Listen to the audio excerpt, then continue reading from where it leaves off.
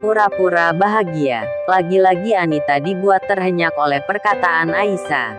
Aku pantas mendapatkannya, tanya Anita tak percaya. Aisyah berjalan mendekati Anita lebih dekat.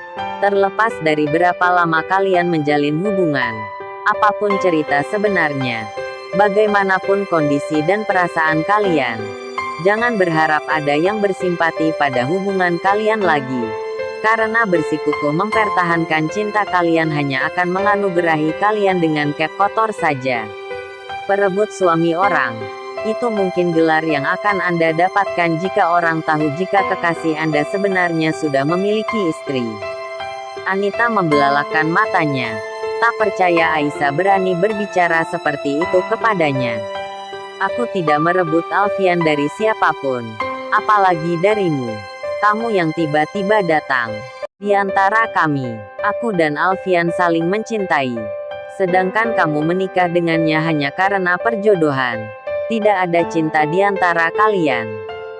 Saat ijab kabul terucap maka terbentuklah satu ikatan yang kuat di antara kami. Karena sesungguhnya Allah sendiri yang mempersatukan kami. Soal cinta, Allah Maha membolak-balikkan hati semua hambanya. Anita tampak geram dengan semua lontaran jawaban dari Aisyah. Dirinya kini merasa tersudut. Dia melihat Aisyah dengan kesalnya. Apa kamu mencintai Alfian? Sudah saya katakan jika saya tak akan berbagi cerita apalagi tentang perasaan pada orang asing yang baru saya kenal. Anita dibuat semakin kesal. Dia duduk di atas kasur sambil membasuh wajahnya kasar. Tak lama Anita berdiri dan pergi dari kamar, membawa serta kekesalan di hatinya. Sementara Aisyah hanya tersenyum melihat teman barunya pergi tanpa berpamitan sama sekali. Asteris asteris asteris. Poligami seperti sudah menjadi tradisi di keluarga suamiku. Ayah mertuaku bahkan mempunyai 3 orang istri. Juga kakak-kakak iparku. Kak Siti menceritakan semuanya kepada Aisyah lewat sambungan telepon. Aisyah tahu, mertua kakaknya adalah salah satu kiai besar pimpinan pondok pesantren di luar daerah yang juga merupakan salah satu sahabat terbaik Abah. Karena itu Kak Siti dijodohkan dengan salah satu putranya. Aisyah heran. Kenapa praktik poligami yang diyakininya sebagai perselingkuhan yang dilegalkan banyak dilakukan oleh mereka yang mengaku kaum intelektual atau tokoh paling berpengaruh di dalam masyarakat yang paham agama atau biasa disebut Ki. Sebagian dari mereka memberikan dalil-dalil untuk melegalisasi poligami, yang kemudian disitirnya lebih untuk pemuasan kepentingan dengan menggunakan dalil agama. Menurutnya juga, sebagian kiai lebih memanfaatkan ketokohan dan kekuasaannya juga untuk berpoligami. Dan suami kakak akan melanjutkan tradisi itu. Mau tidak mau kakak harus menerimanya. Kenapa kakak harus pasrah sementara kakak bisa saja menolaknya? Ucap Aisyah geram. Tak ada yang bisa kakak lakukan. Lagi pula kakak sekarang sedang hamil. Jawab Siti pasrah. Jangan jadikan kehamilan alasan sehingga kakak menjadi lemah seperti ini. Siti terdiam. Dia tahu persis dengan watak adiknya, Aisyah, tak akan pernah mau kalah berbicara mengenai sesuatu yang menurutnya itu adalah benar. Kak Siti bisa mengatakan pada suami kakak jika ayah kita juga seorang kiai besar. Tapi beliau tidak berpoligami walaupun kita tahu jika beliau pasti mampu memenuhi semua syaratnya. Abah tetap setia dengan satu istri. Umi kita. Dik, sudah kakak baik-baik saja kok. Kamu tidak usah cemaskan kakak. Aisyah mengerti jika dirinya terlalu menekan sang kakak. Padahal sesungguhnya saat ini kakaknya lebih membutuhkan dukungan dan perhatiannya. Aisyah kemudian berpesan jika sang kakak menerima pernikahan suaminya dengan wanita lain, maka bersiaplah untuk selalu lapang dada. Akan banyak kesakitan yang mungkin akan kakaknya terima. Berbagi suami tidaklah mudah. Perlu hati yang kuat untuk menjalankannya. Terlebih saat ini kakaknya tengah berbadan 2. Lebih membutuhkan ketenangan dan kedamaian demi tumbuh kembang sang janin di dalam perutnya. Setelah berbincang lagi cukup lama akhirnya keduanya menyudahi percakapan di telepon.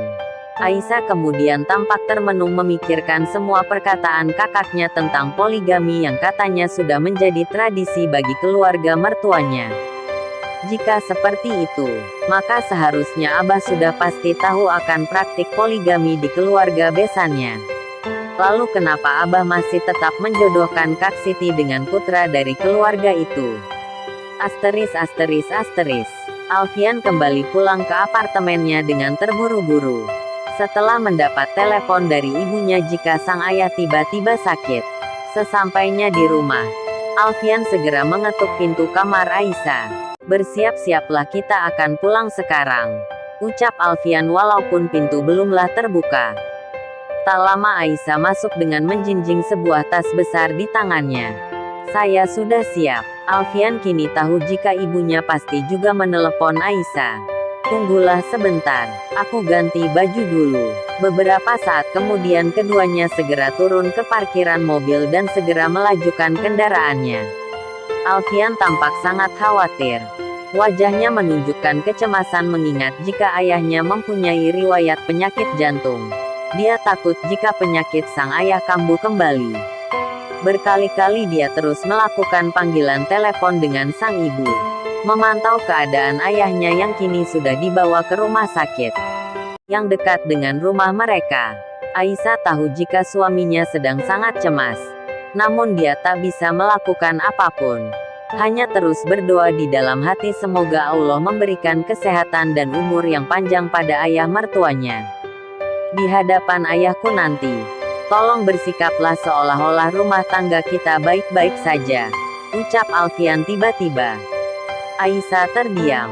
"Ibuku mengetahui keadaan rumah tangga kita yang sebenarnya karena sikap kita yang terlalu memperlihatkannya," lanjut Alfian lagi. Aisyah masih terdiam.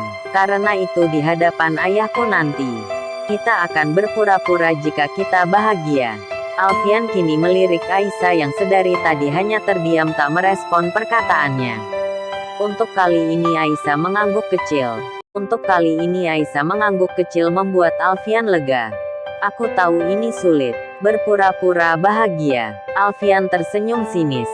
Aisyah langsung melihat suaminya. "Pura-pura bahagia sama sekali tidak sulit," ucap Aisyah sambil kembali menatap jendela di sampingnya.